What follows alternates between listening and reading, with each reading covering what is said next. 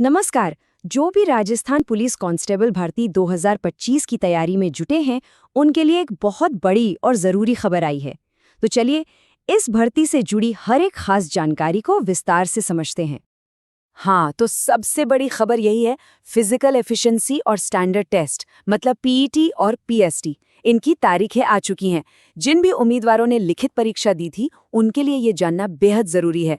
जैसा कि सबको पता होगा, पीईटी में दौड़ जैसी शारीरिक क्षमता देखी जाती है और पीएसटी में लंबाई, सीना, ये सब शारीरिक मापदंड चेक होते हैं।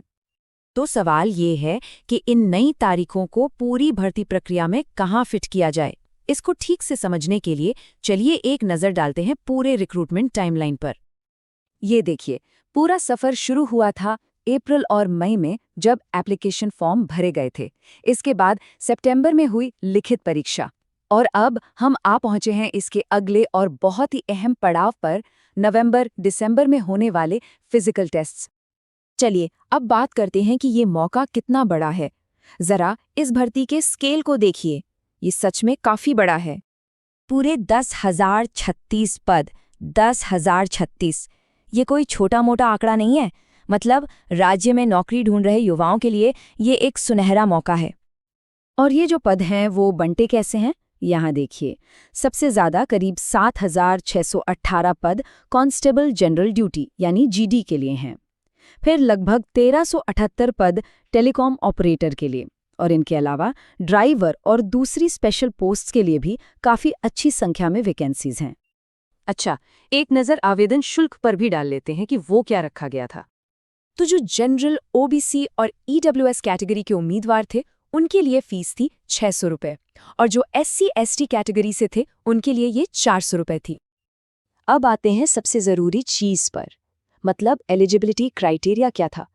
किसी भी भर्ती में ये जानना तो बेहद ज़रूरी है। यहाँ पर क्वालिफिकेशन हर पोस्ट के लिए अलग अलग थी। जैसे कांस्टेबल जीडी और बैंड के लिए बस किसी भी मान्यता प्राप्त बोर्ड से 12वीं पास होना ज़रूरी था। लेकिन टेलीकॉम या ऑपरेटर जैसे टेक्निकल पोस्ट्स के लिए मामला थोड़ा अलग था। इसके लिए 12वीं में फिजिक्स, केमिस्ट्री और कंप्यूटर होना ज़रूरी था, और साथ ही राजस्थान का CET एग्ज़ाम भी पास करना था। और हाँ, एक बात और, जो ड्राइवर पोस्ट के लिए अप्लाई कर रहे थे, उनके लिए एक वैलिड ड्राइविंग लाइसेंस होना तो जाहिर सी बात है। लेकिन शर्त ये थी कि वो लाइसेंस कम से कम 1 साल पुराना होना चाहिए।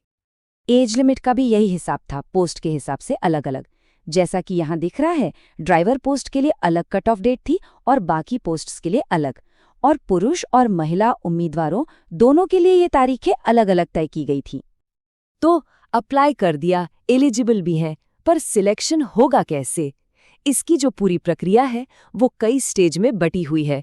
चलिए देखते हैं कि कौन कौन से पड़ाव पार करने होंगे।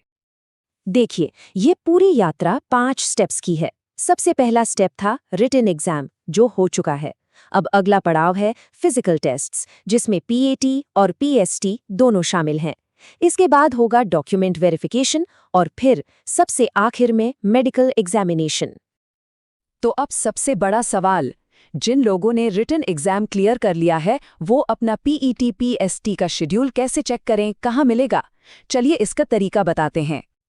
बहुत आसान है, बस राजस्थान पुलिस की ऑफिशियल वेबसाइट police.rajasthan.gov.in पर जाना है। वहाँ रिक्रूटमेंट एंड रिजल्ट्स पे क्लिक करना है। फिर कांस्टेबल PET/PST स्केड्यूल 2025 का लिंक ढूंढना है। उस पर क्लिक करते ही एक PDF फाइल खुलेगी, जिसमें रोल नंबर या जिले के हिसाब से अपना शेड्यूल खोज सकते हैं। बस उसे डाउनलोड कीजिए, और हाँ, एग्जाम वाले दिन के लिए उसका प्रिंट आउट लेना बिल्कुल मत भूलिएगा। तो लीजिए, तारीखें अब सामने हैं। इसका मतलब है कि इंतजार का वक्त खत्म और एक्शन का वक्त शुरू। अब सारा फोकस अगले और बहुत ज़रूरी चरण यानी फिजिकल टेस्ट्स की तैयारी पर होना चाहिए। तो अब सवाल ये है कि इस आखिरी दौड़ के लिए तैयारी कैसी है?